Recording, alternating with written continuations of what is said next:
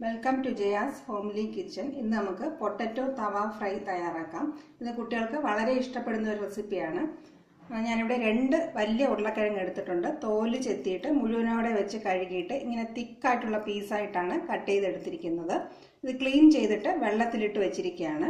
ഇനി നമുക്ക് വേണ്ടത്, ഞാൻ ഏകദേശം 1.5-2 ടീസ്പൂണോളം കാശ്മീരി ചില്ലി പൗഡറാണ് എടുത്തിട്ടുള്ളത്. ഓരോരുത്തരുടെ എരിവിനനുസരിച്ച് ഉപയോഗിക്കാം.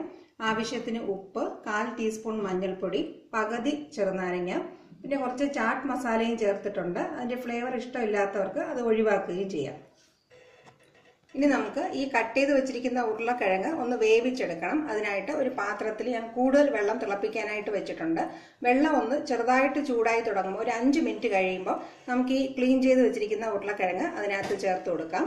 ഉരുളക്കിഴങ്ങ് ഇട്ടതിന് ശേഷം ഉരുളക്കിഴങ്ങ് ഒരുപാട് വേകണ്ട, നമുക്കൊരു 5 മിനിറ്റ് ഇതൊന്ന് തിളച്ച വെള്ളത്തിലിട്ടെടുക്കണം. ഗ്യാസ് ഓൺ ചെയ്ത് തന്നെ വയ്ക്കണം. 5 മിനിറ്റ് മാത്രം ഇതൊന്ന് വേവിച്ചെടുക്കുക. ഒരുപാട് വെന്തുടഞ്ഞു പോകരുത്. നമുക്ക് ആ ഷേപ്പും നഷ്ടപ്പെടാൻ പാടില്ല. ഇങ്ങനെ തിക്കായിട്ടുള്ള പീസായിട്ട് തന്നെ കിട്ടണം.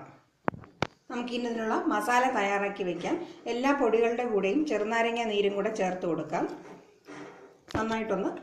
ഇതെല്ലാം കൂടെ നന്നായിട്ടൊന്ന് മിക്സ് ചെയ്തെടുക്കാം.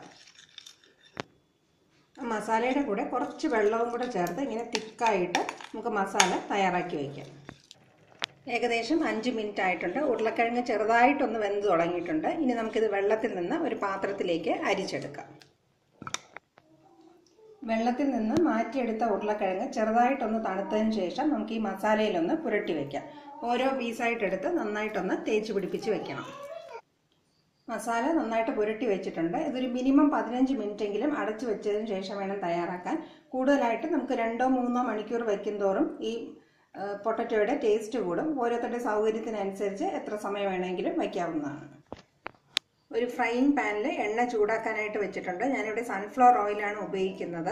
അതിൽ നമുക്ക് ഓരോ പീസായിട്ട് ഇങ്ങനെ വെച്ച് കൊടുക്കാം.